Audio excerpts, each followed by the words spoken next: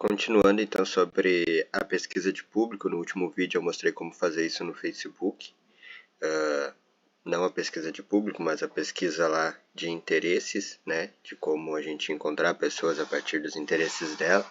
Então agora a gente vai fazer isso para encontrar, na verdade aqui no Google não é para encontrar as pessoas, mas para que as pessoas nos encontrem a partir das palavras-chave. Então a gente vai vir aqui em ferramentas e configurações, em planejador de palavras-chave. Quando a gente vem aqui, ele te dá essas duas opções. Aqui, essa primeira opção seria para a gente encontrar novas palavras para usar nas nossas campanhas a partir da nossa empresa. Então a gente pode usar o nosso site ou o tipo de serviço que a gente faz e ele vai te dar ideias de palavras que a gente pode utilizar. Mas o que a gente vai usar hoje é aqui para ver o volume de pesquisas e previsões. Ou seja, a gente quer saber quantas pessoas, em média, estão pesquisando por mês a nossa palavra-chave. Então, a gente clica aqui, e aqui é o seguinte, a gente pode colocar uma palavra por linha, né? Ou separado por vírgula. Então, a cada linha que a gente colocar, ele vai entender como uma palavra-chave, ou a cada palavra antes da vírgula, ele vai entender como uma palavra-chave, tá? Vou usar alguns exemplos aqui, como eu usei lá no gerenciador, sobre carro elétrico. Então, vou colocar aqui também carro elétrico. Vou botar aqui carro híbrido. Vamos botar, sei lá, Elon Musk. E vamos colocar aqui para pesquisar.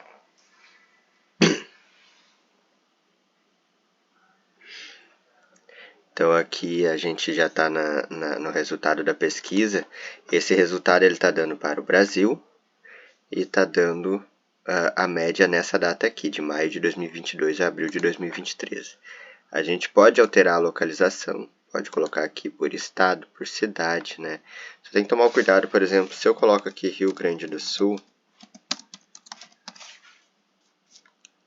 e só adiciono ele, pode ver que ele não excluiu aqui o Brasil. Ele continua dando o Brasil mais o Rio Grande do Sul. Então, se a gente quiser saber só do Rio Grande do Sul, a gente vem aqui e clica para fechar, tá? Vou deixar aqui o Brasil só para usar como exemplo aqui no vídeo.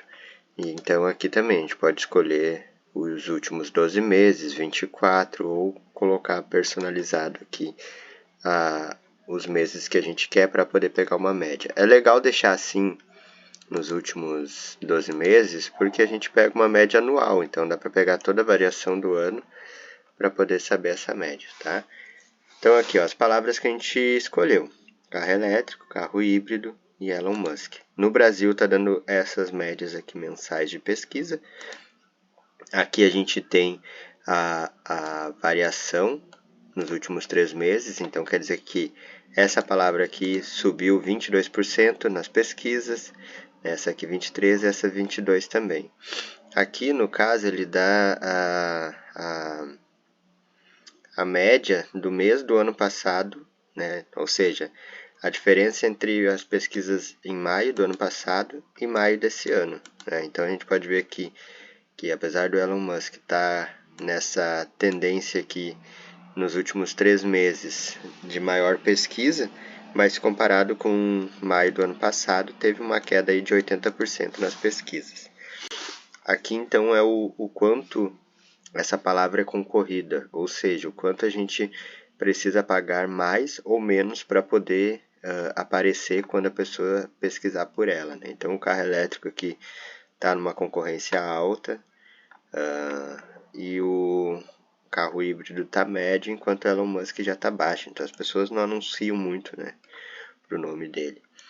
Então assim a gente consegue ir decidindo aqui quais palavras fazem sentido ou não a gente colocar na nossa campanha. Claro que isso aqui mostra somente o volume de pesquisa. Então, quantas pessoas estão pesquisando ou não pela palavra.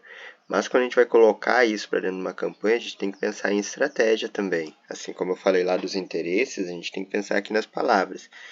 Então a gente vai ver que dentro das palavras a gente pode usar aqui a questão de correspondência, então de frase, de correspondência exata, e nesse caso aqui é uma correspondência ampla, ou seja, a gente pode escolher que o nosso anúncio apareça se a pessoa estiver pesquisando qualquer coisa relacionada à palavra, se a palavra está dentro de uma frase ou se se a pessoa pesquisou exatamente por aquela palavra, não pode ter nenhuma variação, ela tem que ter pesquisado exatamente por aquela palavra que a gente colocou.